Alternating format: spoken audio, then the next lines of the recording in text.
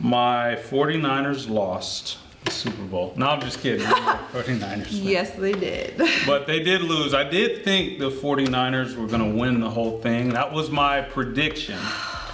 You see that I'm not wearing a 49ers jersey because I'm not a loyal 49ers fan. But kudos, hats off to the Chiefs for pulling out, and I would say, an upset. They weren't supposed to win that game. The 49ers had their number for over 3 quarters. Yeah, I was angry.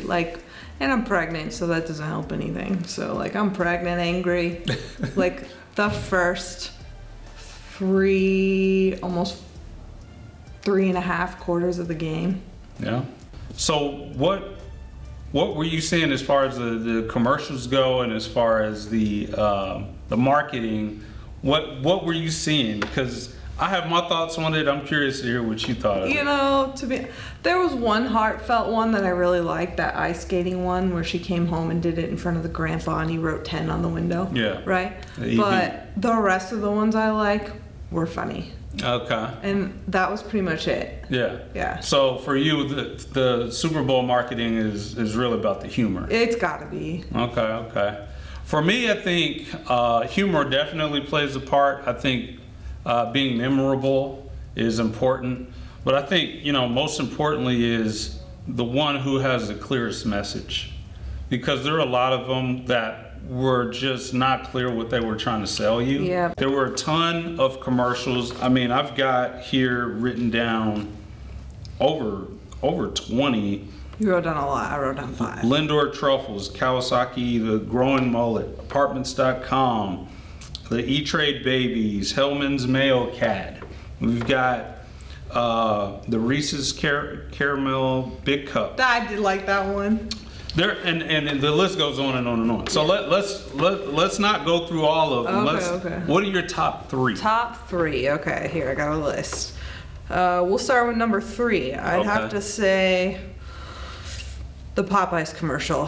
The Popeyes commercial. Popeyes hit right at smack at the beginning. Good way to open the commercials. It was funny. We got the wings. Popeyes has wings. Popeyes has wings.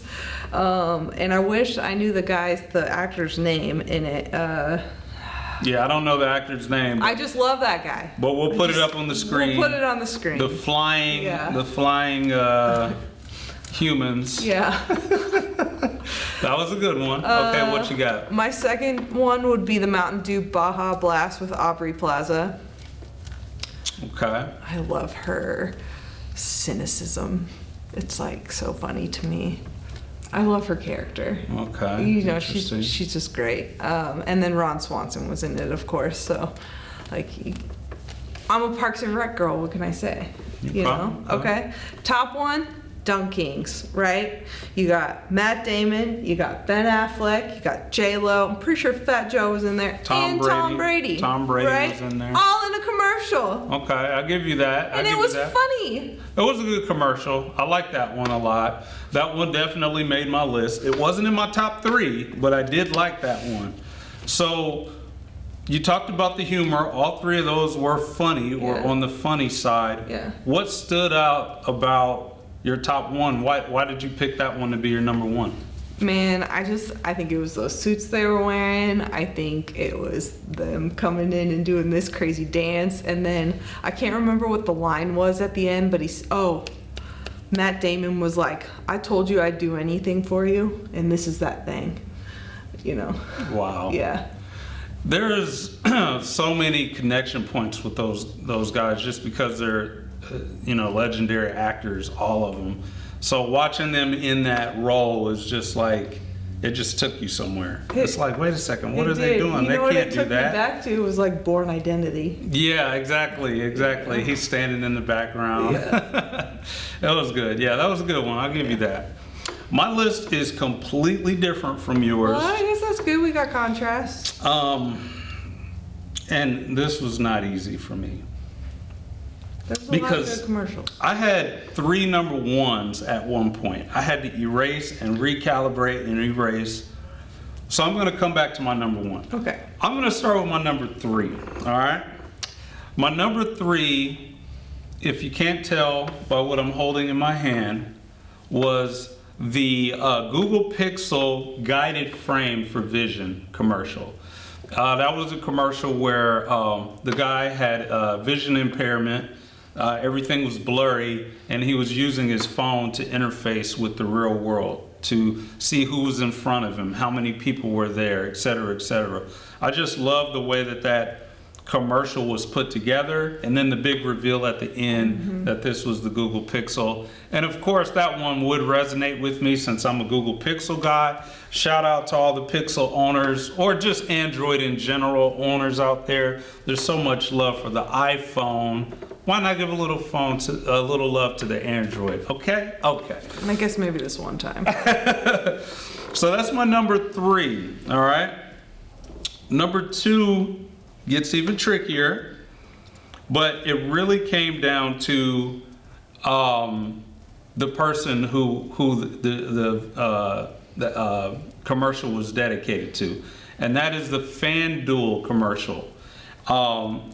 Now the star in that commercial was Carl Weathers. He just passed away recently. I don't even know how they were able to add in that piece to the commercial because it must have been filmed a while. Yeah, that had to have happened. What, he died a week ago? Rest in peace, something like that. Yeah. So, not funny, but actually the commercial itself was kind of funny. Like the guy was challenged to kick a field goal and he missed it, which actually happened in the game as well, which is kind of ironic. But it ended with this tribute to Carl Weathers, who we know was in Rocky, was the big star. Apollo Creed's dad. Apollo Creed, yeah, right next to Sylvester. So huge shout out there. Rest in peace to the big guns. Okay. And then my number 1, which I have to do an honorable mention because I had a tie for number 1.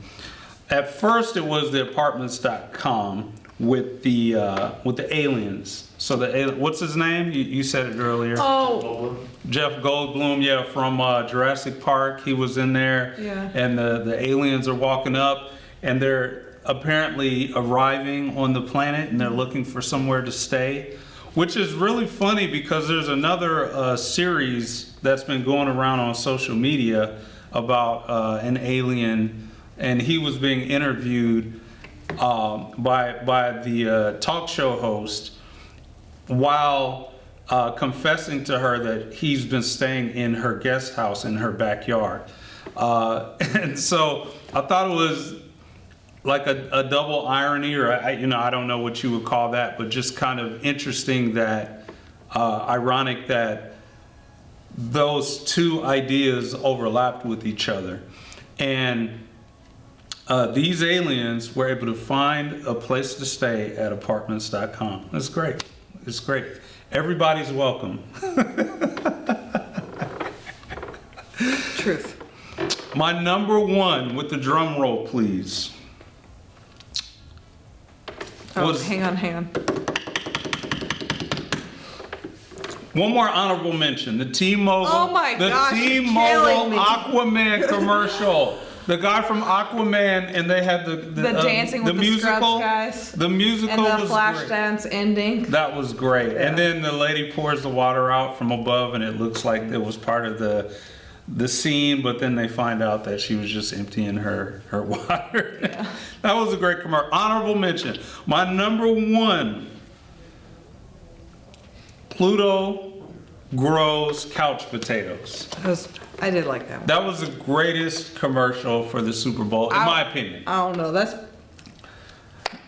debatable. They've got this couch potato farm where they're growing couch potatoes because it's Pluto. They want people to sit down and watch TV. Yeah, it was like America's favorite pastime is watching TV. Yes. Yeah. And so each couch potato got its own TV. They were setting up a TV for each person, and you get to sit there and stream unlimited. Yeah. It was great. It was exactly what you want to do. TV the way it's supposed to be.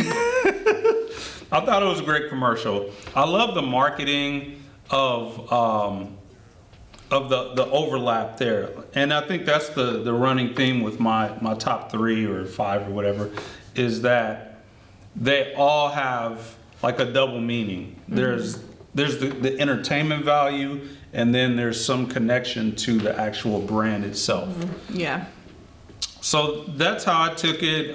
You know, I think, you know, there's some local honorable mentions. So you had some commercials from, who were the local ones? It was Menards. Menards.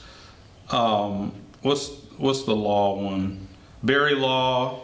There was a Cox commercial. Woodhouse had one. Pella, which is regional. It's not local. And then Beyonce with the trying to break the internet. Trying to break the internet. That was a good one too. If anybody can, she can. So we would love to know which was your favorite commercial from the Super Bowl. Leave us a comment below, and we'll put it to a vote. I'm curious to know which one you like the best.